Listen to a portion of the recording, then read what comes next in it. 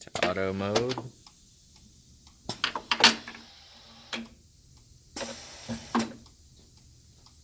Yep. What's up? You got it to work? Well, it's supposed to work. It's a demonstration piece for high schools and stuff. Yeah. Oh. That's why we can't. That's we why were told they're- we can't program it. Right. But we can turn it on and watch. We can figure out how it goes, get an idea of how the HMI works, and then eventually they'll let us program it. Maybe. Maybe. Maybe. What?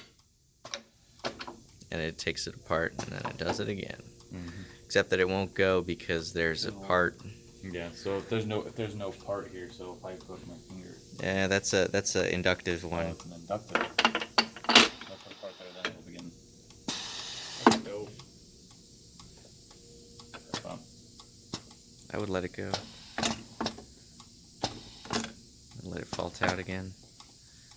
Actually, I want to video this whole process as well, actually.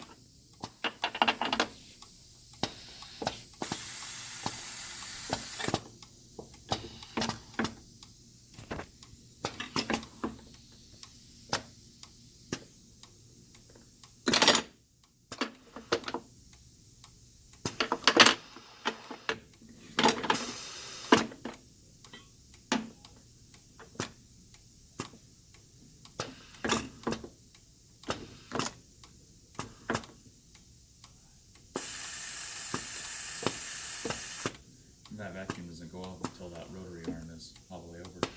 Makes sense. Well, let's cut it. Well, we said we wanted to do like 4 separate sequencers, essentially. Yeah.